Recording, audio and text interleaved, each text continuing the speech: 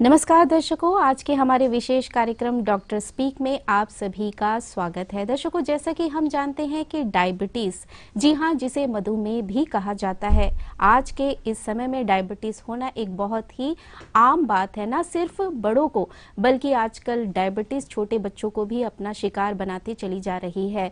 यह एक ऐसी बीमारी है जो आजीवन रहती है, इसलिए आज के डेट में हम सबको हर एक बीमारी के बारे में जानना बहुत ही आवश्यक है, ताकि छोटी छोटी सावधानियों को बरतकर हम इस घातक बीमारी से जो है अपने आप को कुछ हद तक तो बचा सकते हैं। तो इस विषय पर अधिक जानकारी देने के लिए आज हमारे बीच मौजूद है medical officer of Ayurveda AYUSH hospital doctor Varsha Raman ji. और आज का जो हमारा विषय है वो है मधुमेह। जी हाँ, मधुमेह को हम कैसे प्रबंधन कर सकते हैं आयुर्वेद के जरिए। विषय से संबंधित कोई भी सवाल यदि आप हमसे पूछना चाहें तो हमारे विषय और हमारे नंबर आपके टीवी स्क्रीन पर मौजूद है। और आप सबको ये बताते हुए हमें बहुत ही खुशी हो रही है कि आप हमें इस वक्त टीवी के अलावा अपने यूट्यूब चैनल पर भी देख सकते हैं। जी हाँ, यूट्यूब चैनल पर आप हमें सब्सक्राइब करें और देखें दूरदर्शन केंद्र पोर्ट ब्लेयर। इसी वक्त आप हमें दूरदर्शन जो पोर्ट ब्लेयर केंद्र से प्रसारित हो रहा कार्यक्रम को लाइव देख सकते हैं और हमें संपर्क भी कर सकते हैं। तो सबसे पहले डॉक्टर वर्षा जी, आपका हमारे कार्यक्रम में बहुत बहुत स्वागत है। नमस्कार सभी श्रोताओं को मेरा नमस्कार जी, डायबिटीज की अगर हम बात करें तो आजकल तो ये बहुत ही एक आम बीमारी है, लेकिन मुझे नहीं लगता कि कोई भी ऐसा व्यक्ति है जिसे डायबिटीज का सही अर्थ मालूम होगा। तो हम आपके जरिए ये जानना चाहते हैं कि एक्चुअली डायबिटीज है क्या? डायबिटीज़ बेसिकली एक मेटाबॉलिक डिसऑर्डर है जिसमें हमारी बॉडी की जो पैंक्रियाज हैं, जो कि एक एंडोक्राइन ग्लैंड है, उनका फंक्शन होता है इंसुलिन सिक्रीट करना, जो कि हमारे बॉडी में ब्लड शुगर को रेगुलेट करते हैं। किसी भी कारण से या तो वो पैंक्रियाज इनफ इंसुलिन नहीं सिक्रीट कर पाते हैं या फिर हमारी बॉडी ठीक से उस इंसुलिन को यूटिलाइज नहीं कर पाती है, तो हमारी बॉडी में जो ब्लड शुगर लेवल्स हैं वो बढ़ जाते हैं। इस अवस्था को हम डायबिटीज़ कहते हैं। तो ये डायबिटीज मतलब बहुत सारे प्रकार के भी हो सकते हैं, टाइप्स ऑफ डायबिटीज? जी, डायबिटीज़ बेसिकली 3 टाइप्स की होती है। फर्स्ट है टाइप 1 डायबिटीज़, जिसे हम इंसुलिन डिपेंडेंट डायबिटीज़ कहते हैं। तो टाइप 1 डायबिटीज़ में जो हमारी पैंक्रियाज के बीटा सेल्स हैं वो इंसुलिन प्रोड्यूस ही नहीं कर पाते हैं, क्योंकि आपकी बॉडी में इंसुलिन लैक करता है तो वो चीज़ आपको आर्टिफिशियली लेना पड़ता है, जो आउटसाइड इंसुलिन। इसलिए हम उसे इंसुलिन डिपेंडेंट डायबिटीज़ मेलाइटस कहते हैं। और इसके जो पेशेंट्स होते हैं इनको लाइफ लॉन्ग इंसुलिन लेना ही होता है, क्योंकि आपकी बॉडी के ग्लैंड्स काम नहीं कर रहे हैं। और टाइप 2 डायबिटीज़ होता है non insulin dependent diabetes mellitus.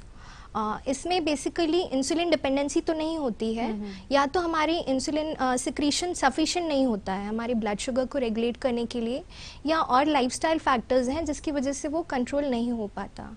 तो ये होता है टाइप 2 डायबिटीज़। इसके अलावा एक थर्ड कैटेगरी है जिसे हम जेस्टेशनल डायबिटीज़ कहते हैं, जो गर्भावस्था के दौरान होती है गर्भवती स्त्रियों में।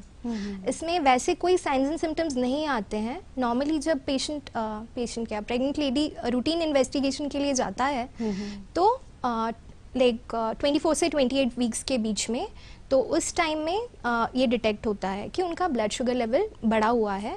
सो उस बीच में लाइक वो ग्रेजुअली डिक्रीज हो जाता है, वो अपने आप नॉर्मलाइज हो जाता है। देखा गया है जैसे कि कभी मान लीजिए बहुत लंबे समय से कोई व्यक्ति या कोई पेशेंट जो है डायबिटिक है, लेकिन वो जब चेक करता है डॉक्टर के पास जाकर तब तक बहुत लेट हो चुका होता है, उसे पता चलता है कि वो बहुत लंबे स्टेज में पहुंच चुका है। तो ऐसे में क्या ऐसा कोई सिम्टम्स है, कोई लक्षण है जिससे कि हमें पता चले कि हम डायबिटीज़ के शिकार हो चुके हैं? जी, डायबिटीज़ के जो वार्निंग साइंस एंड सिम्टम्स है, फर्स्ट है फ्रीक्वेंट यूरिनेशन। ये बहुत ज़्यादा इंक्रीज मैच्योरेशन, फ्रीक्वेंट यूरिनेशन होना, बार बार प्यास लगना, बहुत ज़्यादा भूख लगना, बिना किसी ठोस वजह के हमेशा थकावट सा महसूस होना, और recurrent urinary tract infections, recurrent skin infections, ये कुछ वार्निंग साइंस हैं जिससे हम डिटेक्ट कर सकते हैं। अगर आपको कहीं भी स्लाइटली लगता है कि इंक्रीज यूरिनेशन हो रहा है विदाउट एनी लॉजिकल रीज़न, आपने पानी भी ज़्यादा नहीं पिया, एटमॉस्फेयर भी वैसा नहीं है, फिर भी ये हो रहा है, बहुत ज़्यादा प्यास लगना, बहुत ज़्यादा भूख लगना एंड एक्सट्रीम फैटीग, चिड़चिड़ापन होना, तो आप अपने डॉक्टर को कंसल्ट कर सकते हैं। तो एक रूटीन ब्लड टेस्ट के द्वारा हम डायग्नोज कर सकते हैं कि आप डायबिटिक हैं या नहीं। ऐसे नॉर्मल देखा जाए तो नॉर्मल ब्लड शुगर कितना होना चाहिए एक व्यक्ति के शरीर में? नॉर्मल जब हम फास्टिंग ब्लड शुगर करते हैं, यानी जब पेशेंट ने कुछ भी नहीं खाया हुआ होता है, तो उसकी वैल्यूज़ 100 mg/dl के अंदर होनी चाहिए। पोस्ट प्रैंडियल यानी खाने के बाद वो 140 mg/dl के अंदर होना चाहिए। एंड रैंडम टेस्टिंग इमरजेंसीज में किया जाता है, उसका रेंज 200 mg/dl के अंदर होना चाहिए। एक डायबिटिक जो पेशेंट होता है उन्हें मतलब किन किन कॉम्प्लिकेशन, किन किन मतलब उन्हें तकलीफ़ों का सामना करना पड़ सकता है? डायबिटीज़ देखिए, ब्लड शुगर मेन है, अगर रेगुलेटेड है, अगर आप डायबिटिक है भी, फिर भी अगर आपके ब्लड शुगर नॉर्मल रेंज में है विद मेडिसिन विद इंसुलिन, तो इतना घबराने की बात नहीं है। जब ये अनकंट्रोल्ड होता है, यानी हमने बहुत टाइम तक अगर इस पर ध्यान नहीं दिया है, डॉक्टर कंसल्टेशन नहीं लिया है, या हम अपनी दवाई टाइम पे नहीं ले रहे हैं, मेडिसिन टाइमली नहीं ले रहे हैं, तो ये अनकंट्रोल्ड होता है। तो फर्स्ट, जैसे कि आयुर्वेद में कहा ही जाता है कि स्वस्थस्य स्वास्थ्य रक्षणम आतुरस्य विकार प्रशमनम च। तो हमारा पहला सिद्धांत ये होता है कि पेशेंट को हम बीमार पड़ने ही ना दें। एंड दूसरा ये कि अगर वो बीमार पड़ जाए तो तब हम उसका ट्रीटमेंट कैसे करें। तो फर्स्ट तो हमें अपना डाइट लाइफस्टाइल ऐसे रखना चाहिए कि लाइक हमें ये बीमारी हो ही ना। तो इन चीज़ों का हमें शुरू से ध्यान रखना चाहिए, ना कि वेट करना चाहिए कि हम डायबिटिक हों फिर हम ट्रीटमेंट लें। अगर हो जाता है तो जो भी आपको डॉक्टर बताते हैं, अपनी डाइट का, अपनी लाइफस्टाइल का, अपनी मेडिसिन का, इसका बराबर ख्याल रखें। जी। तो दर्शकों, मैं आपको बता दूं कि ये एक लाइव फोन इन प्रोग्राम है डॉक्टर स्पीक, और आज का जो हमारा विषय है वो है आयुर्वेद के जरिए मधुमेह प्रबंधन। जी हाँ, डायबिटीज से रिलेटेड कोई भी सवाल यदि आपके मन में हो तो आप हमें इसी वक्त संपर्क कर सकते हैं। हमारी टीवी स्क्रीन हमारे नंबर जो है आपकी टीवी स्क्रीन पर मौजूद है। जैसे कि वर्षा जी आपने बताया कि लाइफस्टाइल, तो क्या लाइफस्टाइल के जरिए भी हम अपने डायबिटीज को कंट्रोल कर सकते हैं? बिल्कुल कर सकते हैं। अभी जैसे कि India is very close to being diabetic capital of the world, वो इसलिए है कि हमारा खाना पीना वैसे हो गया, हमारा लाइफस्टाइल एकदम सेडेंट्री हो गया है।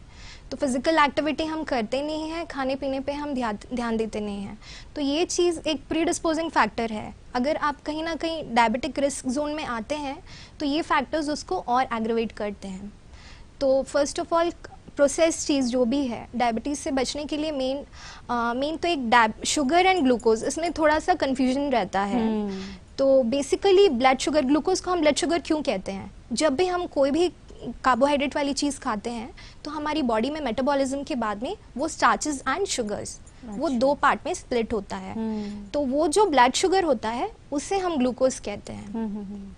एंड जब हम रूटीन टेस्ट में जब हम बात करते हैं ब्लड शुगर या ब्लड ग्लूकोज, तो ये वो वाला ब्लड ग्लूकोज है। अच्छा। दूसरी जो हम नॉर्मल शुगर, जो टेबल शुगर, जो हम रूटीन में चाय बनाने में या अदरवाइज यूज़ करते हैं, वो टेबल शुगर का कोई न्यूट्रिशनल एस्पेक्ट नहीं होता है। अच्छा। तो जो हमारी बॉडी को चाहिए वो है ग्लूकोज। अच्छा। और ग्लूकोज हर वो चीज़ में होता है, जो भी एडिबल चीज़ है, जो भी हम खाते हैं, हर चीज़ से ग्लूकोज प्रोड्यूस होता है। सो नेसेसरली शुगर का अलग से उस तरह रिलेशन नहीं है।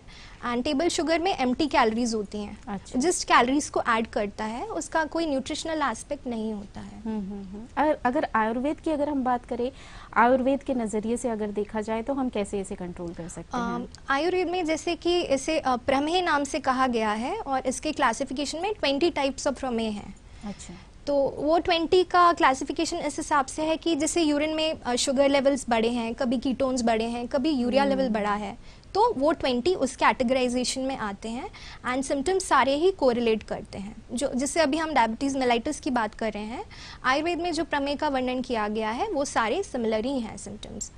तो आयुर्वेद में मेन कहा जाता है कि फर्स्ट ट्रीटमेंट पार्ट हमारा है निदान परिवर्जन, यानी कि जो चीज़ उस चीज़ को प्रोड्यूस कर रही है, हमें उस चीज़ को दूर करना है। लाइक जैसे अभी अगर आप डायबिटिक हैं, आपको पता है आप बहुत ज़्यादा मीठा खाते हैं, तो आपका फर्स्ट प्रायोरिटी होना चाहिए कि आप अपने मीठे को एलिमिनेट करें। तो ये हो गया एक एग्जाम्पल निदान परिवर्जन का। जो और भी कुछ फैक्टर्स हैं जिनका बहुत लोगों को नहीं पता है, दिन में सोना।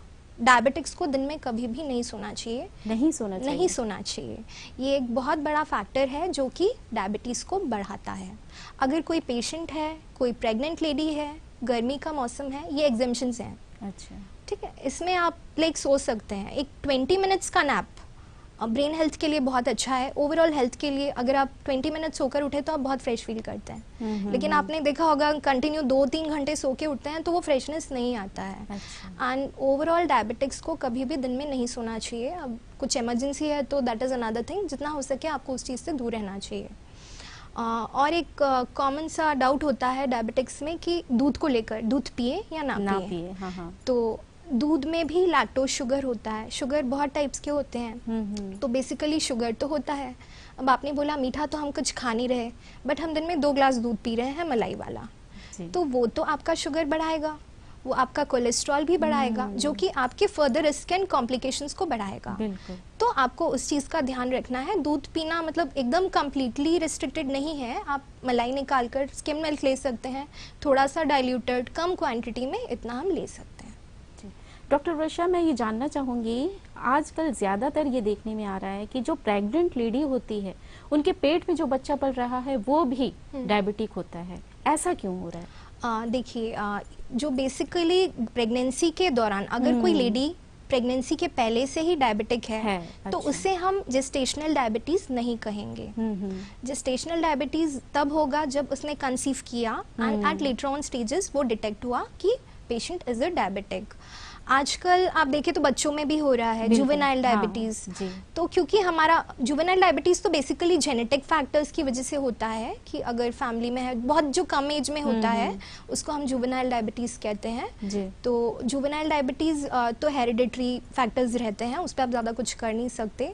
बट आज के टाइम पे हमारा लाइफस्टाइल एंड डाइट ऐसे हो गया है कि 19, 20, 21 बहुत कम एज में डायबिटिक पेशेंट्स आ रहे हैं।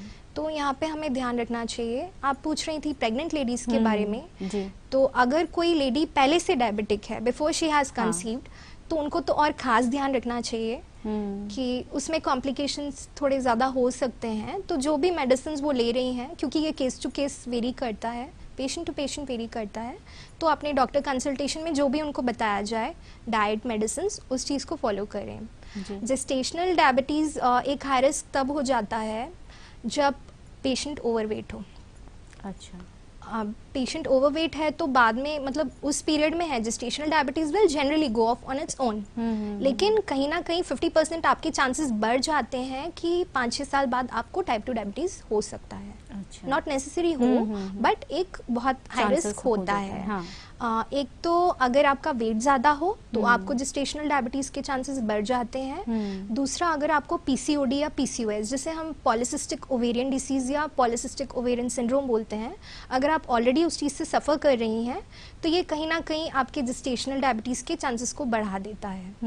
और जेस्टेशनल डायबिटीज़ को वेल इन कंट्रोल रखना चाहिए, क्योंकि अगर इससे ज़्यादा कॉम्प्लिकेशन होगा तो बच्चे में स्टिल बर्थ होना या प्रीमेच्योर डिलीवरी होना, ये कॉम्प्लिकेशंस हो सकते हैं। जी, कभी कभी ये देखा जाता है कि जिनमें ही जैसे मादर या फादर को कोई बीमारी है तो वो बच्चों को भी होना ज़रूरी हो जाता है, तो डायबिटिक में ये कहाँ तक संभव है? हेरिडिटरी चांसेस काफ़ी हद तक रहते हैं, कंप्लीटली डिनाई नहीं कर सकते, क्योंकि जेनेटिकली डायबिटीज़ पास ऑन होता है। Not necessary, but very high chances रहते हैं।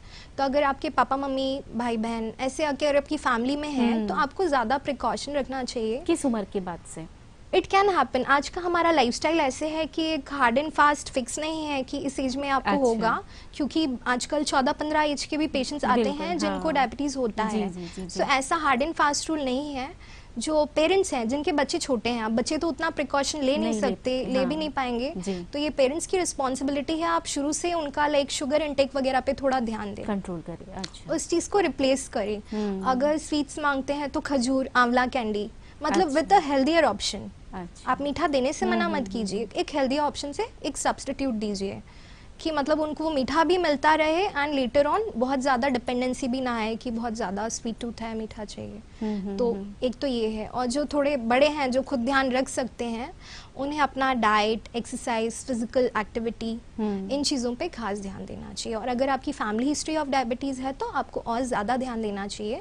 And after 40s it is recommended to everyone कि एक रूटीन चेकअप ज़रूर कराएं। जी, तो ऐसे में हमारी जीवन शैली क्या होनी चाहिए? Lifestyle is very important, not just diabetes के लिए। आज के टाइम में हेल्दी रहने के लिए ही हमारा लाइफस्टाइल बहुत इम्पॉर्टेंट है। बिल्कुल। तो एक फर्स्ट है, 3 जो मेजर कंपोनेंट्स होते हैं आपका डाइट कैसा है, आपकी नींद कैसी है, आपकी फिजिकल एक्टिविटी कैसी है। फर्स्ट, आपका डाइट एकदम एक बैलेंस डाइट होना चाहिए। डायबिटिक्स के लिए जो मेन मैं एक चीज़ कहना चाहूँगी, अभी पेशेंट्स हमारे पास आते हैं, कई बार होता है कि रिपोर्ट्स में कुछ वेरिएबल चेंज जो हम देखना चाहते हैं हम नहीं देख पाते हैं, तो हम पूछते हैं आपने लाइक मेडिसिन नहीं लिया या खाने में गड़बड़ किया, तो इट इज़ क्लियरली नहीं मैम, हम मेडिसिन भी खा रहे हैं, हमने खाने में भी कोई गड़बड़ नहीं करी। So what matters here is like quantity and quality. अब आपने 2 बार खाया वो इम्पॉर्टेंट नहीं है, आपने 2 बार में क्या खाया, अच्छा। वो इम्पॉर्टेंट है। अब मेन एक प्रॉब्लम होता है राइस के साथ में, राइस मना करते हैं, बिल्कुल राइस नहीं हाँ। खाना, जो भी कार्बोहाइड्रेट्स हैं वो मना करते हैं। अब लाइफस्टाइल ऐसा है, फूड हैबिट्स ऐसे हैं, अब उसको आप ओवरनाइट तो आप चेंज कर नहीं सकते, वो पॉसिबल भी नहीं है। जी। तो एटलीस्ट हम बोलते हैं आप रात में राइस नहीं खाइए, दिन में खाइए। तो मेरा पर्टिकुलर होता है, मैं बोलती हूँ एक छोटा सा बाउल ऑफ मेजर करके खाओ, एक टाइम खा रहे हैं तो वो रात का आपको कवर अप नहीं करना है। हाँ। तो कार्बोहाइड्रेट्स कट ऑफ करना है। डायबिटिक्स के लिए डाइट में सबसे मेन एडवाइस है कि आप 3 बार खाने के बजाय 5 से 6 बार खाइए। अच्छा। पोर्शंस को स्प्लिट करके खाना है। लाइक अभी जैसे कि आप 3 रोटी खाते हैं तो आप 8-8:30 खा लीजिए 2 रोटी, 10-10:30 1-1.5 रोटी खा लीजिए। अच्छा। तो उससे आपका ब्लड शुगर आपको कंट्रोल करने में इजी होगा। अच्छा। क्योंकि जब वैसे ही डायबिटिक आप हो, हाँ। इंसुलिन सिक्रीशन डिस्टर्ब्ड है, उस पे आपने एक साथ खाना खा लिया तो बॉडी पे लोड पड़ गया। अच्छा। ठीक है, फॉर एक जस्ट कॉमन से एग्जांपल देती हूँ, जनरेटर ले लीजिए, इन्वर्टर ले लीजिए। हाँ। एकदम से हमने सारी लाइट्स ऑन करी, कितना लोड पड़ गया। बिल्कुल। So basically body is also working machine, हाँ। तो उसको भी थोड़ा रेस्ट देना है। तो अगर आप स्प्लिट करके खाएंगे तो ये आपके मेटाबॉलिज्म, क्योंकि डायबिटीज है ही एक मेटाबॉलिक डिसीज, आपके ऑल्टर्ड मेटाबॉलिज्म से ही होता है। तो मेन है कि मेटाबॉलिज्म कैसे मेंटेन किया जाए। आप नोटिस करके देखिए, अगर अभी तक जो भी शुगर पेशेंट्स हैं, अभी तक आप अपना रेगुलर रूटीन मॉनिटरिंग करते होंगे, तो आप अपना पहले जैसे खाते थे उसको करके देखिए आपके शुगर लेवल्स कैसे आ रहे हैं। और आप कल से लेके शुरू करिए, जैसे कि मैंने बोला 5-6 बार का थोड़ा थोड़ा गैप। हाँ। मतलब 5-6 बार से ये मतलब नहीं है पिज्जा बर्गर खाते रहे और मैडम ने बोला है 5-6 बार खाने, इट्स नॉट लाइक दैट। जो आप खाते हो उसको थोड़ा थोड़ा स्प्लिट करके डिवाइड कर ले, देन आप थोड़ा-थोड़ा, 10-15 दिन में देखिए आपका ब्लड शुगर लेवल काफ़ी अच्छे हद तक कंट्रोल होगा। दूसरी चीज़ है कि फाइबर एंड एसिड्स, इसको अपनी डाइट, एसिड से मतलब है कुछ भी एसिडिक चीज़ लाइक लेमन हो गया, विनेगर हो गया। डायबिटिक्स के लिए ये बहुत इंपॉर्टेंट है। अच्छा। अब जब हम डायबिटिक डाइट की बात करते हैं तो यहाँ पे एक चीज़ आती है ग्लाइसेमिक इंडेक्स।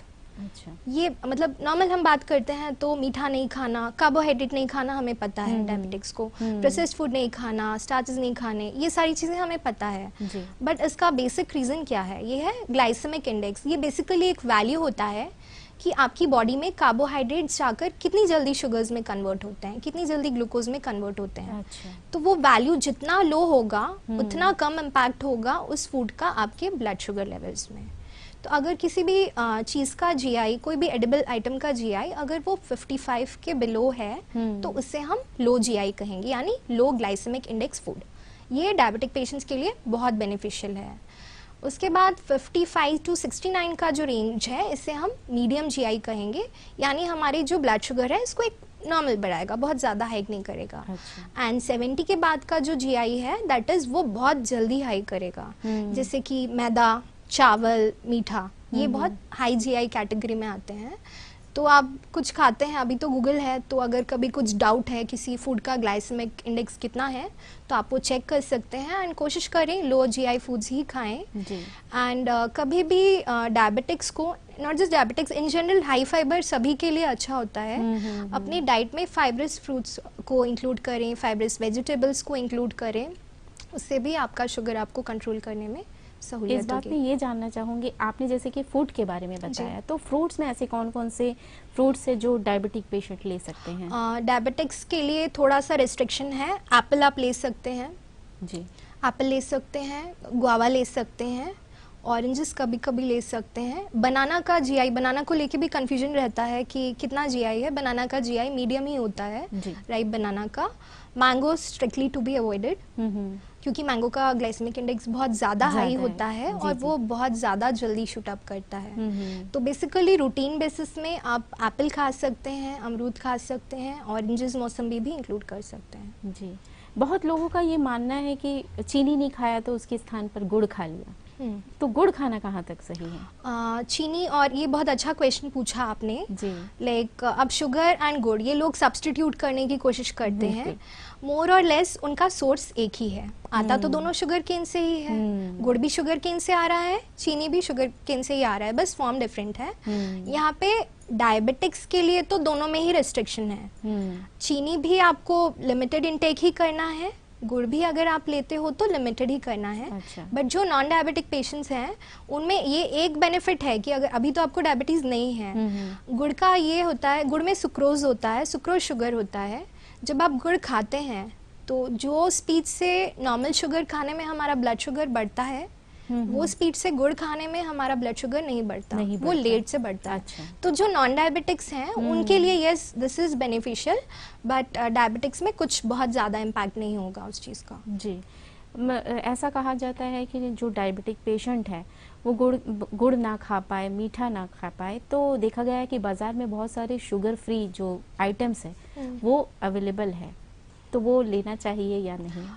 अब ये तो उनका पर्सनल चॉइस है, क्योंकि स्वीट टूथ वाला प्रॉब्लम रहता है, बिना मीठे के होता नहीं है, but it is all artificial sweetener, तो उसमें कहीं ना कहीं केमिकल्स होते हैं। बिल्कुल। एक तो personally I don't recommend anything like कोई भी आर्टिफिशियल स्वीटनर मैं रिकमेंड नहीं करती हूँ। स्टीविया लीव्स यहाँ तो उतना कॉमन नहीं है, स्टीविया एक आर्टिफिशियल स्वीटनर है जिसका कोई साइड इफेक्ट नहीं होता, स्टीविया एक प्लांट होता है जी। तो उसको यूज़ कर सकते हैं, स्टीविया रिलेटेड कुछ वैसे आता है तो that can be used, but still not recommended मेरी तरफ से। कभी कभी ऐसा देखा जाता है ना, कुछ लोग जैसे मीठा नहीं खाना है, ऐसे में वो क्या करते हैं कि बिल्कुल ही अपनी लाइफ से जो है मीठा को हटा देते हैं, और कभी कभी क्या होता है कि इससे उनका शुगर लेवल बहुत ही लो हो जाता है है ना, यहाँ तक कि 28 तक भी चला जाता है, तो उनको आप क्या कहना चाहेंगे? फर्स्ट ऑफ ऑल ये है कि शुगर मतलब शुगर तो सबकी बॉडी में होता है, ब्लड शुगर तो सबकी बॉडी में होता है, द थिंग इज वो कितना कंट्रोल्ड है कितना नहीं है। कुछ भी चीज़ का एक्सेस होना भी बहुत प्रॉब्लम है, नहीं होना भी बहुत प्रॉब्लम है। तो जो भी डायबिटिक्स हैं मैं उनको ये कहना चाहूँगी कि लाइक आप अपना ब्लड शुगर रेगुलर मॉनिटरिंग करें, एंड डायबिटिक्स में कई बार सडन हाइपोग्लाइसीमिया यानी ब्लड शुगर का फॉल होना ये हो सकता है। अच्छा। तो आप अपने साथ कुछ भी शुगर कैंडी या कुछ भी मीठा अगर कुछ अवेलेबल नहीं है, इमरजेंसी कुछ नहीं मिल रहा, तो एटलीस्ट चीनी पानी घोल कर भी आप पी सकते हैं, क्योंकि ये कई बार क्या होता है आपका शुगर वेल इन कंट्रोल है। फॉर एग्जांपल आप इंसुलिन भी ले रहे हैं, मेडिसिन भी ले रहे हैं, कई बार पेशेंट्स एलोपैथी आयुर्वेदा कंबाइन करके लेते हैं। अच्छा। और डॉक्टर्स को नहीं बताते हैं। हाँ। तो और एकदम से कोई मेडिसिन छोड़नी नहीं चाहिए। लाइक फर्स्ट है फॉर एग्जाम्पल आप इंसुलिन ले रहे हैं, इंसुलिन तो आप बंद कर नहीं सकते, आपको करना भी नहीं है। दूसरी चीज़ है अगर आप एलोपैथिक कुछ मेडिसिन ले रहे हैं, आयुर्वेदा कुछ ले रहे हैं, तो आप अपने मतलब वो दवाई भी एकदम से आपको नहीं छोड़नी है। अगर आप आयुर्वेदा साथ में ले रहे हैं तो वो आपका पहले वाला डोज धीरे धीरे टेपर होगा, कि अभी आप कितना डोज ले रहे हो, कितना फ्रीक्वेंसी से ले रहे हो, उसको उस तरह से कम करके आप कहीं शिफ्ट कर सकते हैं। बट कभी भी कोई भी मेडिसिन को एकदम इमीडिएट स्टॉप नहीं करना चाहिए। तो if you are taking anything like this, your doctor should know कि आप क्या खा रहे हो, पहले उनको ये पता होना चाहिए। मान लीजिए आप खा रहे हो एलोपैथिक भी आयुर्वेदा भी, शुगर कंट्रोल में ही है, आपने 2-2 दवाइयाँ खा ली, तो आपका शुगर एकदम फॉल में चला जाएगा। सो ये इससे हाइपोग्लाइसीमिया हो सकता है। अच्छा। और जब हमारा ब्लड शुगर लेवल बहुत फॉल में जाता है तो हम कोमा में भी जा सकते हैं, शॉक सिंड्रोम हो सकता है। So this can be very fatal. So अति भी अच्छी नहीं, कम भी अच्छा नहीं, तो उस चीज़ का आप ध्यान रखें कि एकदम एलिमिनेट करने की ज़रूरत नहीं है। आपको पता है आपका ब्लड शुगर कितना कंट्रोल में है, आप क्या मेडिसिन खा रहे हैं। Body is the best doctor, आपका बॉडी आपको बता देता है कि what is right and what is not, कि कुछ गलत चल रहा है नहीं चल रहा। तो अकॉर्डिंगली आप देख लीजिए। Once a while is not at all a problem. मतलब मैं डेली नहीं रिकमेंड कर रही, वंस अ डे में पूरा 1 पैकेट या वैसे, बट थोड़ा बहुत खा सकते हैं जी। तो दर्शकों मैं आपको बता दूं कि ये एक लाइव फोन इन प्रोग्राम है डॉक्टर स्पीक, और आज का जो हमारा विषय है वो है आयुर्वेद के जरिए मधुमेह प्रबंधन। तो विषय से संबंधित कोई भी सवाल, डायबिटीज से जुड़े कोई भी सवाल यदि आप हमसे साझा करना चाहें तो हमारे विषय और हमारे नंबर आपकी टीवी स्क्रीन पर मौजूद है। डॉक्टर वर्षा, सुनने में आया है कि जो डायबिटिक पेशेंट होते हैं उनका जो है इम्यूनिटी पावर बहुत ही कम होता है, लेकिन ऐसे समय में जब अभी कोविड का समय चल रहा है हमें जो है बहुत ही सावधानी बरतने की ज़रूरत है। हमें इम्यूनिटी बूस्टिंग की ज़रूरत है। ऐसे में जो डायबिटिक पेशेंट है उन्हें किन किन सावधानियों को बरतना चाहिए? बहुत अच्छा क्वेश्चन है। अभी कोविड का टाइम है, सभी एक्सपोज्ड हैं, तो जो डायबिटिक्स हैं वो ऑलरेडी उनकी इम्यूनिटी काफ़ी ज़्यादा सप्रेस्ड है, उनका इम्यूनिटी लेवल लो है and they are at high risk of getting exposed. तो उनको मेन तो जो भी मेडिसिन वो ले रहे हैं, मेडिसिन, इंसुलिन, जो भी उनका रेगुलर रूटीन ट्रीटमेंट चल रहा है वो आपको कंटिन्यू करना है। आपके खाने पीने पे एकदम ध्यान रखना है और कहीं भी स्लाइटेस्ट भी अगर ऐसे कोविड टाइप कुछ भी लगता है तो आप उसको इग्नोर ना करें और अपनी नियरेस्ट हेल्थ फैसिलिटी में कंसल्ट करें। जी, एंड बेसिक जो कोविड के प्रिकॉशंस हैं वो तो सबको ही लेने हैं। बिल्कुल जी। जी, एक दर्शक हमसे जुड़ चुके हैं। हेलो। हाँ सर, बोलिए। हेलो, आपका नाम? हाँ, मेरा नाम मृणाल ढाली। हाँ, क्या सवाल है? से बोल रहा हूँ जी, क्या सवाल है आपका? सवाल ये है, आयुर्वेदिक मेडिसिन डायबिटीज के लिए घर के आसपास से कोई मेडिसिन है जो यूज कर सकते हैं डायबिटीज में? जी,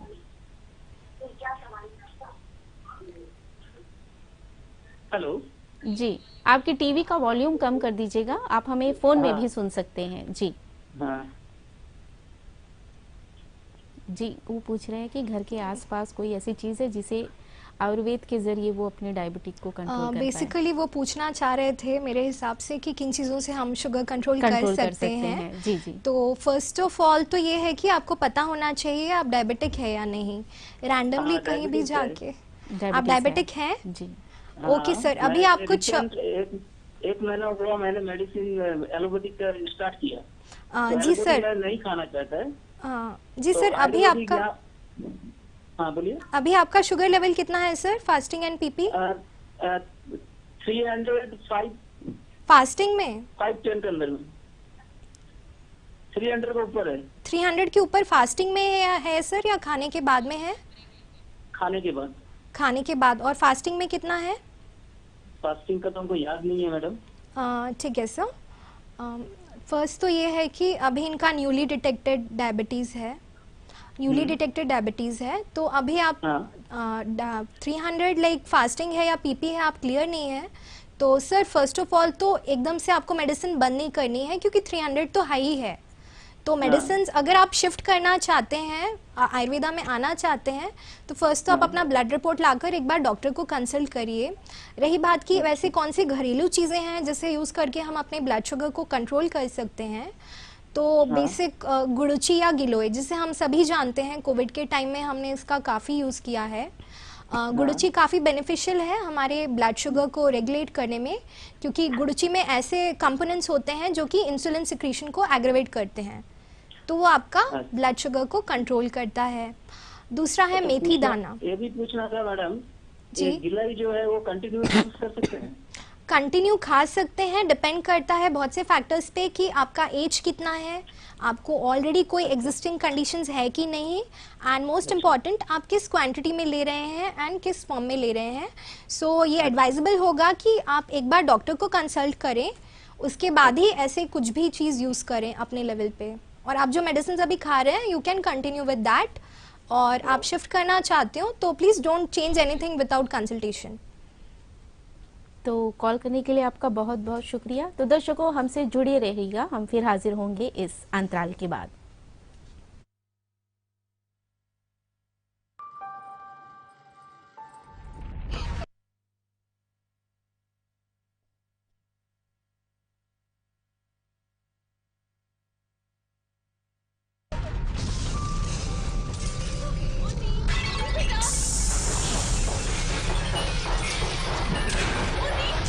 तकनीकी सलाह लेकर घर बनाया, इसलिए ये सलामत है, वरना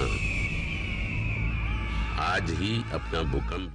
अब कैसी भी आपदा हमारी फसल पे आ जाए, क्षति होने पर हमारे दावों का उचित भुगतान मिलता है, क्योंकि हमने लिया है प्रधानमंत्री फसल बीमा। बुआई से फसल कटाई तक हर जोखिम का दावा, न्यूनतम प्रीमियम पर अधिकतम भुगतान का वादा। योजना से हर साल जुड़ रहे हैं 5 करोड़ से ज्यादा किसान। अब आपकी है बारी। नजदीकी कृषि कार्यालय, सहकारी समिति, बैंक शाखा, अधिकृत बीमा कंपनी या जन सेवा केंद्र में स्वेच्छा से करा सकते हैं पंजीकरण। फसल बीमा पोर्टल या फसल बीमा ऐप द्वारा भी किया जा सकता है पंजीकरण। प्रधानमंत्री फसल बीमा योजना, आपकी फसलों का संपूर्ण सुरक्षा कवच। कृषि एवं किसान कल्याण मंत्रालय, भारत सरकार।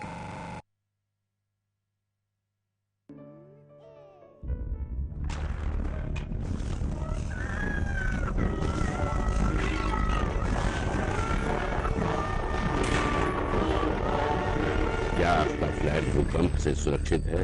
नया फ्लैट खरीदते वक्त किसी स्ट्रक्चरल इंजीनियर से सलाह लें। क्या यहाँ सॉइल टेस्टिंग किया गया है? क्या घर नेशनल बिल्डिंग कोड के मुताबिक बना है? याद रहे, घर सुरक्षित तो आप सुरक्षित। आपके हित में तत्पर एनडीएमए। अब कैसी भी आपदा हमारी फसल पे आ जाए, क्षति होने पर हमारे दावों का उचित भुगतान मिलता है, क्योंकि हमने लिया है प्रधानमंत्री फसल बीमा। बुआई से फसल कटाई तक हर जोखिम का दावा, न्यूनतम प्रीमियम पर अधिकतम भुगतान का वादा। योजना से हर साल जुड़ रहे हैं 5 करोड़ से ज्यादा किसान। अब आपकी है बारी। नजदीकी कृषि कार्यालय, सहकारी समिति, बैंक शाखा, अधिकृत बीमा कंपनी या जन सेवा केंद्र में स्वेच्छा से करा सकते हैं पंजीकरण। फसल बीमा पोर्टल या फसल बीमा ऐप द्वारा भी किया जा सकता है पंजीकरण। प्रधानमंत्री फसल बीमा योजना, आपकी फसलों का संपूर्ण सुरक्षा कवच। कृषि एवं किसान कल्याण मंत्रालय, भारत सरकार।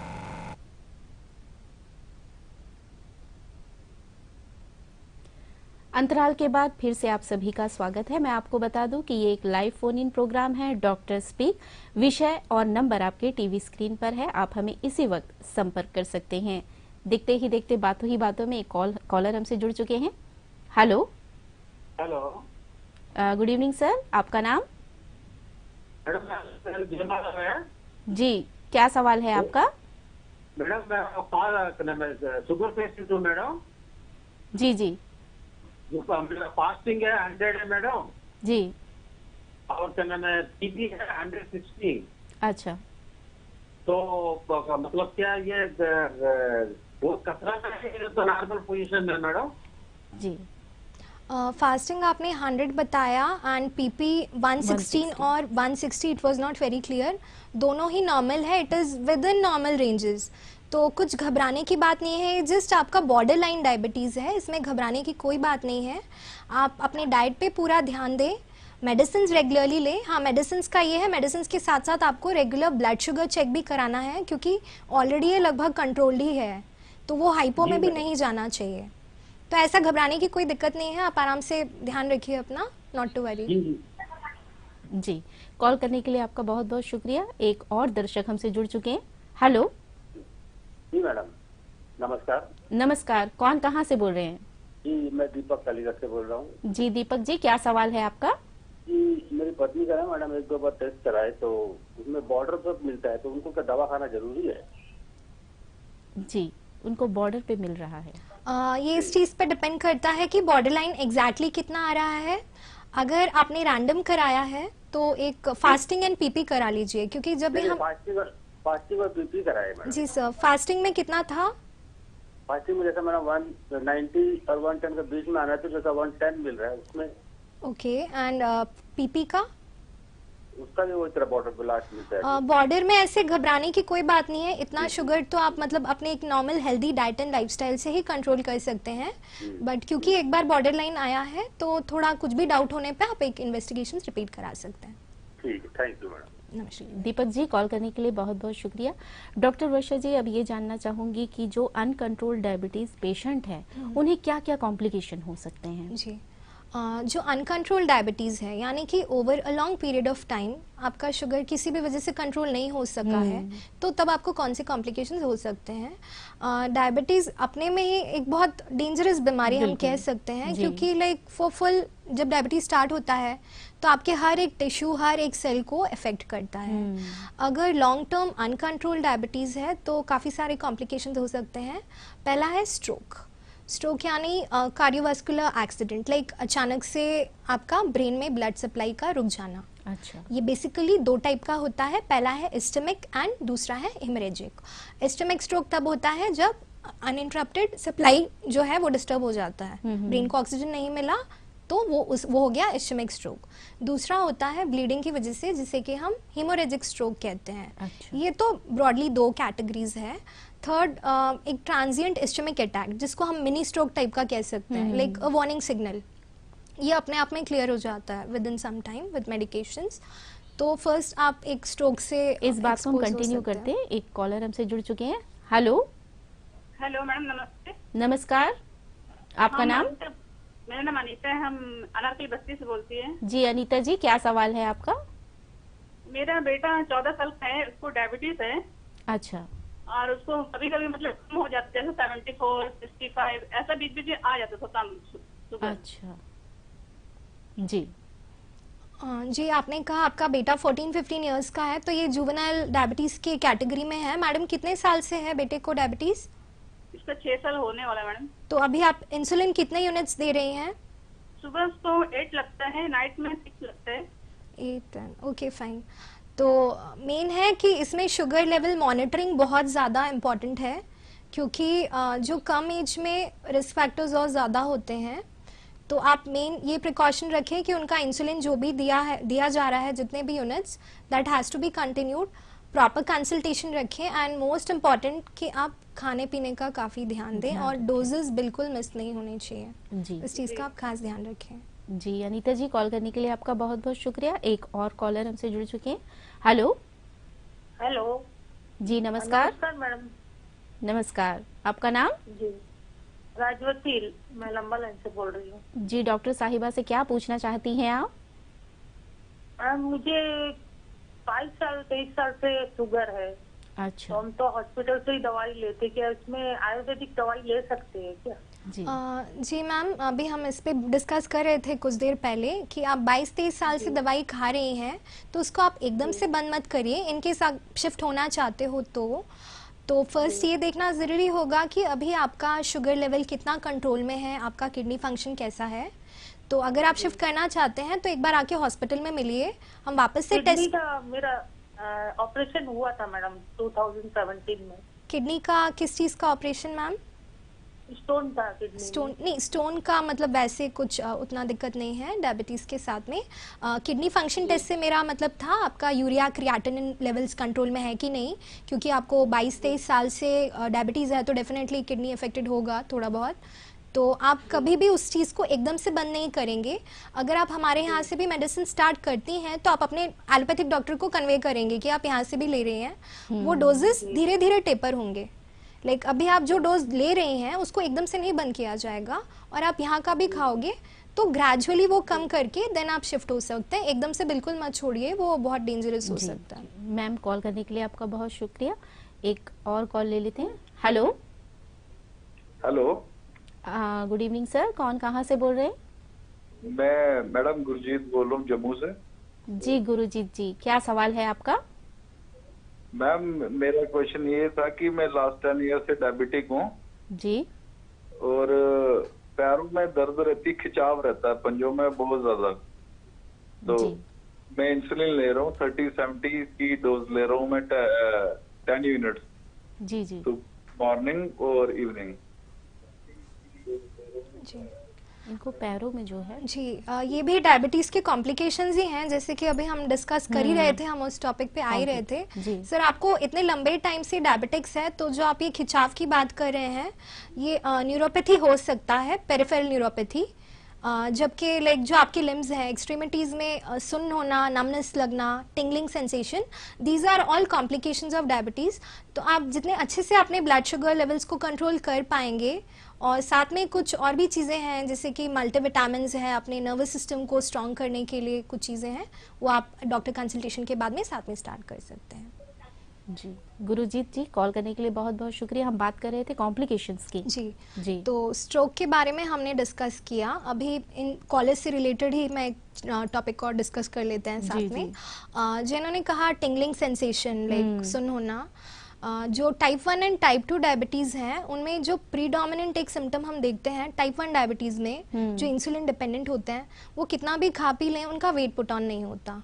ये कैरेक्टरिस्टिक होता है मोस्टली टाइप 1 डायबिटिक्स में। एंड जो टाइप 2 डायबिटीज़ होता है उसमें जो प्रीडोमिनेंट सिम्टम होता है कि peripheral neuropathy types, numbness, tingling sensation, हाथ पैर का सुन्न हो जाना, तो ये ज़्यादा डोमिनेंट सिम्टम होता है इस क्लासिफिकेशन में। तो कॉम्प्लिकेशंस में हमने स्ट्रोक की बात करी। दूसरा है हार्ट रिलेटेड प्रॉब्लम्स। अब इतने लंबे टाइम से जब हमें ब्लड शुगर लेवल्स हमारे बड़े रहते हैं तो आपके हार्ट पे उसका इम्पैक्ट होता है, कहीं ना कहीं आपको हार्ट अटैक, मायोकार्डियल इन्फार्क्शन, इसके चांसेस बढ़ जाते हैं। जी तीसरा है पेरिफेरल न्यूरोपैथी, जिसकी हम बात कर रहे थे। आपने कई लोगों को देखा होगा, हमारे रोज़ के मिलने में मिल जाते हैं, हाथ पैर में हमें कुछ फील नहीं हो रहा, पैरों में चप्पल है या नहीं फील हो रहा। सो अगर डायबिटिक है तो already it is because of diabetes only. अगर नहीं है तो आप प्लीज़ एक बार रूल आउट करा लीजिए कि वो किस वजह से हो रहा है। तो पेरिफेरल न्यूरोपैथी अगर बहुत टाइम से अनकंट्रोल डायबिटीज़ हो तो ये सिम्टम हो सकता है। कई लोग हम भी देखते हैं और ड्यूटी आते हैं चप्पल पहना भूल जाते हैं। क्योंकि उनके पैरों में कुछ सेंसेस ही नहीं पता चलता है कि उन्होंने पहना है या नहीं पहना है। So this is one complication. Then है डायबिटिक रेटिनोपैथी। अब ये जब भी हम डायबिटीज़ की बात करते हैं, नॉर्मल पेशेंट्स शुगर चेक करा लेते हैं, किडनी फंक्शन भी करा लेते हैं, बट कहीं ना कहीं सबसे इग्नोर्ड पार्ट होता है आंखें। बिल्कुल, आंखें हम कहीं ना कहीं भूल जाते हैं और वो बहुत इंपॉर्टेंट है। डायबिटिक रेटिनोपैथी हो सकता है अगर अनकंट्रोल डायबिटीज हो तो, कैटरेक्ट हो सकता है, ग्लोकोमा हो सकता है, which can eventually lead to blindness. तो ईयरली वंस आपको अपना विजन टेस्ट जरूर कराना है। ठीक है, आपका विजन स्क्रीनिंग बराबर होना चाहिए। उसके अलावा पेरिफेरल न्यूरोपैथी की हमने बात कर ली, रेटिनोपैथी हो गया, और recurrent east infections, urinary tract infections, both in males and females. जो डायबिटिक्स हैं उनको ये बहुत ज़्यादा होता है। तो रिकरेंट स्किन इन्फेक्शंस का होना, ये कॉम्प्लिकेशंस हो सकते हैं, और अगर ये बहुत ज़्यादा लंबे टाइम तक अनकंट्रोल्ड हो तो ये प्रॉब्लम्स हो सकते हैं जी। और इसमें कुछ इन्वेस्टिगेशंस की बात करें, नॉर्मल तो जब हम शुगर चेक करने की बात करते हैं तो ब्लड शुगर की बात आती है, फास्टिंग कितना है, पीपी कितना है। लेकिन कोई भी डायबिटिक के लिए उतना ही इम्पोर्टेंट है कि क्योंकि फंक्शन टेस्ट, जिसे हम किडनी फंक्शन टेस्ट या रीनल फंक्शन टेस्ट दोनों नाम से जानते हैं, तो उसके अंदर हमारा यूरिया, क्रिएटिनिन, बेसिकली हमारा किडनी कैसे फंक्शन कर रहा है। अच्छा, क्योंकि डायबिटिक्स में जैसे कि तो किडनी फंक्शन कहीं ना कहीं ओवर लॉन्ग टाइम वो डिस्टर्ब होता है। जी, जी, जी। तो इससे आगे चल के क्रोनिक किडनी डिसीज आज के टाइम में अब कितना कॉमन हो गया है। तो जो बीपी और शुगर पेशेंट्स हैं तो उनको ये वाला इन्वेस्टिगेशन तो रूटीन में आपको कराना ही है जी। और जो उनको एनुअली हीट परसेप्शन, उनको कुछ प्रिक करके बोलते हैं, फील हो रहा है इसको परसीव करने के लिए कि चाहिए जी। और उसके अलावा HbA1c, जिसे हम ग्लाइकेटेड हीमोग्लोबिन कहते हैं, ये जो रूटीन डायबिटिक्स जो रूटीन मेडिकेशंस पे हैं उनको एटलीस्ट 3 to 4 मंथ्स में एक बार करा लेना चाहिए। इससे हमें ये पता चलता है कि ओवर लास्ट फ्यू मंथ्स हमारा ब्लड शुगर कितने कंट्रोल में है। तो वो एक आइडिया हो जाता है। आप नॉर्मल फास्टिंग पीपी तो करा रहे हैं, 3 से 4 महीने में एक बार आपको HbA1c कराना है। और अपना लिपिड प्रोफाइल, क्योंकि रोग का कहीं ना कहीं कारण लिपिड्स, कोलेस्ट्रॉल, इससे कम आपको कराने हैं जी। और एग्जामिनेशन में तो अभी जो एग्जामिनेशन है, जो क्रोनिक डायबिटीज़ हैं, इंसुलिन पे हैं, बहुत ज़्यादा अनकंट्रोल्ड है, तो कलर डॉपलर एक एग्जामिनेशन है जिससे हमारे ब्लड वेसल्स में ब्लड फ्लो कैसा है, हमारा लॉन्ग स्टैंडिंग डायबिटिक्स हैं वो करा सकते हैं। बाकी एबव ना है, जो क्रोनिक डायबिटिक्स हैं उनको अपना lipid profile, fasting and PP sugar, renal function test, ECG normal आता है तो ठीक है, कुछ प्रॉब्लम होगा तो इको, वो बात आपको ज़रूरत नहीं है इको के लिए जाने की। अच्छा। तो बहुत ही ज़रूरी है, और नहीं भी है तो एक basic sugar, RFT, lipid profile, ये तो बहुत ही एसेंशियल है। आयुर्वेद के जरिए इसका कैसा इलाज किया जाता है? जैसे कि हमने बात की, फर्स्ट है कि हम उस कॉज को छोड़ दें, एंड जैसे कि कहते हैं बिटर इज बेटर डायबिटिक्स के लिए, जो कड़वा होता है वो बेटर होता है। तो अब पेशेंट टू पेशेंट ये वेरी करता है। हमारा ट्रीटमेंट इस चीज़ पर डिपेंड करता है कि पेशेंट को अभी वो न्यूली डिटेक्ट हुआ है या लॉन्ग टर्म है। तो वो केस टू केस बेसिस पे हमारा ट्रीटमेंट प्रोटोकॉल वेरी करता है मेन। और डायबिटिक्स में भी आप देखिए, कुछ पेशेंट्स बहुत दुबले पतले होते हैं, कुछ बहुत हैवी होते हैं, तो अकॉर्डिंगली वहाँ पे हमारा ट्रीटमेंट मॉड्यूल कम्प्लीटली चेंज हो जाता है। वो एक ही प्रिस्क्रिप्शन हमारा सारे पेशेंट्स पे नहीं चलता, तो वो उस हिसाब से रहता है। एंड मेन है डाइट को लेकर, क्योंकि जो हमारे मेडिसिन कॉम्बिनेशंस भी आते हैं उसमें ये बिटरनेस डोमिनेंट होता है, जो बिटर टेस्ट वाली चीज़ें हैं। तो आप अपने डाइट पे ध्यान दें। मेन हम डाइट के लिए ही एडवाइस करते हैं, क्योंकि अगर आपने डाइट ठीक खा लिया जी तो, और आपने दवाई कितना भी खा लिया लेकिन खाने पे ध्यान नहीं, दवाई पे ध्यान देना है। फर्दर अगर उनको कुछ कॉम्प्लिकेशंस होता है तो वी कैन रिकमेंड थेरेपी। काढ़े वगैरह से इसमें कोई कंट्रोल किया जा सकता है? काढ़े वगैरह से अब एकदम इट इज़ वेरी नॉन कि कोई भी कड़वा रस जैसे कि नीम हो गया, मेथी हो गया, चिरायता हो गया, ये जो दादी नानी टाइम से भी हमने देखा है काफ़ी घरों में चिरायता यूज़ किया जाता है, मेथी यूज़ किया जाता है, क्योंकि उनको पता था इसका बेनिफिट है and actually it is scientifically proven. Like जैसे कि मेथी है, गुड़ची है, मेथी आपने देखा होगा काफ़ी लोग रात में भिगो के रखते हैं, वो काफ़ी अच्छा है, बट इसका ये मतलब नहीं है कि आपका शुगर बहुत हाई है और आप कुछ दवाई नहीं ले रहे हैं, बस घर पे काढ़ा एंड ऐसे नहीं होता। ये जस्ट एक प्रिवेंटिव या आते हैं, बट मेन है मेडिसिन, वो तो आपको लेना ही है। जी, बात तो उन्हें किस तरह इसमें प्रिकॉशन की जरूरत है? सीनियर सिटीजन्स को तो और ध्यान देना चाहिए, क्योंकि वो ज्यादा चल फिर नहीं पाते, फिजिकली एक्टिविटी उनका नहीं। एज पेशेंट्स हैं तो नो डाउट उनको काफ़ी टाइम से रहा होगा, तो वो एक उनकी इम्यूनिटी सप्रेस्ड होती है, बॉडी में उतना ताकत होता नहीं है जी। तो जैसे कि हमने डाइट एस्पेक्ट्स पे बात करी थी, खाने पीने का ध्यान रखना है एंड थोड़ा बहुत फिजिकल एक्टिविटी लीजिए, क्योंकि अभी नॉर्मल क्या दिक्कत होती है कि पेन हो रहा है, नहीं हो रहा, अब हम उस चीज़ को वैसे छोड़ देते हैं, बट थोड़ा करना चाहिए। आप ज़्यादा मत चलिए, थोड़ा बालकनी में ही चल लीजिए, उतना फिजिकल एक्टिविटी तो ज़रूरी है। मिल्क का बताया था, तो कैल्शियम की ओन मिल्क ले सकते हैं, आई सेड उसको डायली, मतलब नो डाउट शुगर थोड़ी भी लैक्टोज शुगर है, तो उस चीज़ को आप डिनाई नहीं कर सकते। टोन मिल्क आप ले सकते हैं, बट अगर उसको थोड़ा एज के बाद बहुत ज़रूरी होता है and milk is a very essential source of calcium, भी रिप्लेस कर सकते हैं जी। वैक्सीनेशन की अगर हम बात करें तो जो डायबिटीज़ के पेशेंट हैं उन्हें कोई ये मैं सभी को रिक्वेस्ट करना चाहूँगी जितने हैं, अभी स्लॉट बुकिंग का प्रॉब्लम चल रहा है, तो जैसे वो रिजॉल्व होता है अब सभी प्लीज़ जाइए और अपना वैक्सीनेशन कराइए।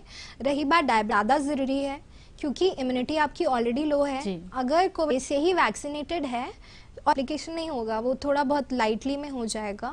दूसरी सबसे इम्पॉर्टेंट बात है, अगर कोई डायबिटिक है और वो वैक्सीनेशन के लिए जा रहे हैं, लाइक मतलब अगर आप फास्टिंग 400-500 टाइप्स लेकर आप वैक्सीनेशन के लिए नहीं जा सकते, वो आपके लिए एक रिस्क हो जाता है। तो केस एट दिस पॉइंट आपका बढ़ा हुआ है, तो उसको आप अपने डाइट से, मेडिसिन से आप थोड़ा सा बैलेंस में लेके आएँ कि एक नॉर्मल रेंज, अच्छा, उसके बाद ही आप वैक्सीनेशन के लिए जाएं। बहुत हाई शुगर के साथ आप ध्यान रखें जी। डायबिटीज़ के जो पेशेंट होते हैं, देखा गया है कि बार बार उन्हें यूरिन पास, जो दूसरे लोग होते हैं उन्हें भी डायबिटीज़ होने का चांस हो सकता है अगर वो सही प्रिकॉशन ना ले तो ऐसे में जो डायबिटीज़ के पेशेंट हैं उनको किन बातों का ध्यान रखना चाहिए? डायबिटिक्स के पेशेंट्स जो आपने कहा, ये इंक्रीज्ड फ्रीक्वेंसी ऑफ यूरिनेशन, अभी कई बार ये बहुत से फैक्टर्स पे डिपेंड करता है कि हम एसी में बैठे हैं या मौसम कैसा है या बारिश का मौसम है। कुछ फैक्टर्स में ये नॉर्मल होता है। आपको अगर ऐसा नहीं कि एक दिन आपको इंक्रीज फ्रीक्वेंसी ऑफ यूरिनेशन है तो आपको डायबिटीज हो गया, अच्छा, उस तरह नहीं है, एक दिन में नहीं। लेकिन अगर आप रात को 2-4 बार जाना पड़ रहा है, काफ़ी वैसे हो रहा है, तो एक ब्लड शुगर टेस्ट ज़रूरी होता है। तो ये भी एक सिम्टम हो सकता है। हाँ, ये इंक्रीज लगना, बहुत ज़्यादा भूख लगना, बहुत घड़ी, ये सारे फैक्टर्स भी हो सकते हैं जी। तो इस कार्यक्रम के माध्यम से आप हमारे जो दर्शक आपको देख रहे हैं उन्हें क्या कहना चाहेंगे? फर्स्ट ऑफ ऑल आप अपनी सेहत का ध्यान रखें, एक बैलेंस डाइट लें, क्योंकि डायबिटिक्स तो आप ब्लड शुगर कंट्रोल करने के लिए जो भी हमने बताया है आज, मेन है अपना डाइट पार्ट पे फोकस करें, क्योंकि वो आपने करंट डोज वो वैसे ही कम हो जाएगा। मैं है तो get vaccinated and stay safe जी। वैसे तो आपने बताया था डायबिटीज़ 2 टाइप्स के होते हैं, हम जानना चाहेंगे इसे और एक बार। हाँ, तो डायबिटीज़ 3 टाइप्स बेसिकली, मेन तो type 1 and type 2 and type 1 में ये है कि इंसुलिन तो आपको लेना ही पड़ेगा, क्योंकि बॉडी में इंसुलिन सिक्रीशन। एंड टाइप 2 इस बात को कंटिन्यू करते। नमस्कार, आपका नाम?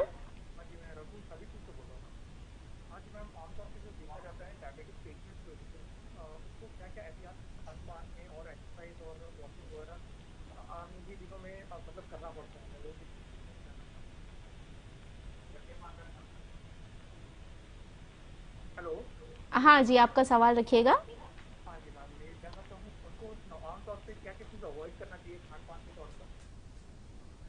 इनका कॉल डिस्कनेक्ट हो गया है जी। ये पूछ रहे थे चाहिए, हम भी उस पर ही बात कर रहे थे। तो जितना भी है स्टार्च वाले जो कार्बोहाइड्रेट्स, बहुत रिच कार्बोहाइड्रेट्स है, लाइक वाइट राइस, मैदा चीज़ें इन जनरल, ये आपको अवॉइड करना है। हमने ग्लाइसेमिक इंडेक्स के बारे में डिस्कस किया था, तो जो भी बहुत हाई जीआई फूड्स हैं उन चीज़ों को अवॉइड करना चाहिए। फिजिकली एक्टिव होना चाहिए, योगा, एक्सरसाइज, क्योंकि डायबिटीज़ में उतना जल्दी उसका ब्लड शुगर कंट्रोल होगा और वो उतना हेल्दी रहेगा। तो ये एक बहुत इंपॉर्टेंट एस्पेक्ट है कि being physically is very important. जी, तो सर कॉल करने के लिए बहुत बहुत शुक्रिया। हम बात कर रहे थे टाइप्स ऑफ डायबिटीज। तो टाइप 1 में इंसुलिन बिल्कुल ही प्रोड्यूस नहीं होता है, तो आर्टिफिशियली आपको इंसुलिन लेना पड़ता है। टाइप 2 में क्या होता है, या तो वो सफिशिएंट इंसुलिन सिक्रीशन नहीं होता है या फिर बॉडी उसको इफेक्टिवली यूज नहीं कर पाता है। तो ये इसका ट्रीटमेंट मॉड्यूल बेसिकली आपकी मेडिसिन, डाइट, एक्सरसाइज। इंसुलिन की ज़रूरत पड़ सकती है at later on stages, but it is not as fatal as type 1। तो ये है। और जेस्टेशनल तो लाइक ड्यूरिंग प्रेगनेंसी वो डेवलप होता है and later on it goes off. जी, तो दर्शकों मैं आपको बता दूं कि एक लाइव फोन इन प्रोग्राम है डॉक्टर स्पीक। हमारे विषय और हमारी जो नंबर्स है वो आपके टीवी स्क्रीन पर मौजूद है। तो चलते चलते इस कार्यक्रम के माध्यम से आप हमारे दर्शकों को क्या मैसेज देना चाहेंगे? सभी दर्शकों को मैं ये कहना चाहूँगी कि लाइक अपने खाने पीने का ध्यान रखें, हमेशा एक हेल्दी डाइट लें, फिजिकली एक्टिव रहें, एकदम सेडेंट्री ना रहें। और मेन है stress. Stress is one factor जो बाकी सारी बीमारियों को बढ़ाता है। तो स्ट्रेस फ्री रहें, योगा, मेडिटेशन, एक्सरसाइजेज जो भी आपको सूट करे, जो आप पसंद करते हो वो आप कर सकते हैं। एंड लाइक कोविड का समय है तो वैक्सीनेशन जिनका हो चुका बहुत अच्छी बात है, जिनका नहीं हुआ प्लीज़ गेट योरसेल्फ वैक्सीनेटेड। तो दर्शकों हम उम्मीद करते हैं कि आपको हमारा आज का ये कार्यक्रम अवश्य ही पसंद आया होगा और डॉक्टर वर्षा जी ने जो आपको बातें बताई उसे आप अपनी जीवन शैली में ज़रूर अपनाएंगे और व्यस्त होने के बावजूद स्वस्थ रहने का प्रयास करेंगे, क्योंकि जान है तो ही जहान है। और मैं आपको बता दूं कि अब आप हमें हमारा इस लाइव प्रोग्राम को जो है घर में बैठने के अलावा अपने फ़ोन पर कहीं भी, या तो आप ऑफिस में हो या फिर कहीं बाहर सफ़र कर रहे हो, तो आप हमें ट्विटर, जी हाँ, ट्विटर हैंडल पर लिंक करके देख सकते हैं @DDK_पोर्ट ब्लेयर पर। और दूरदर्शन केंद्र से प्रसारित किए जाने वाले प्रोग्राम के अंतर्गत आप यदि हमें कोई सुझाव भेजना चाहे तो आप हमें संपर्क कर सकते हैं। हमारा जो पता है वो है Doordarshan Kendra Port Blair, AIR road, Dilanipur, Haddo post 744102। आप हमें ईमेल भी कर सकते हैं। हमारा ईमेल आईडी है hopddkportblair@gmail.com। तो डॉक्टर वर्षा जी, आपने आज इस कार्यक्रम के लिए समय दिया और हमारे दर्शकों को जो है इतनी सारी महत्वपूर्ण जानकारियाँ दी, इसके लिए हमारी दूरदर्शन की पूरी टीम की ओर से आपका बहुत बहुत धन्यवाद। तो दर्शकों हम फिर मिलेंगे अगले अंक में एक नए विषय के साथ। तब तक के लिए स्वस्थ रहिए, सुरक्षित रहिए और घर पर रहिए। नमस्कार।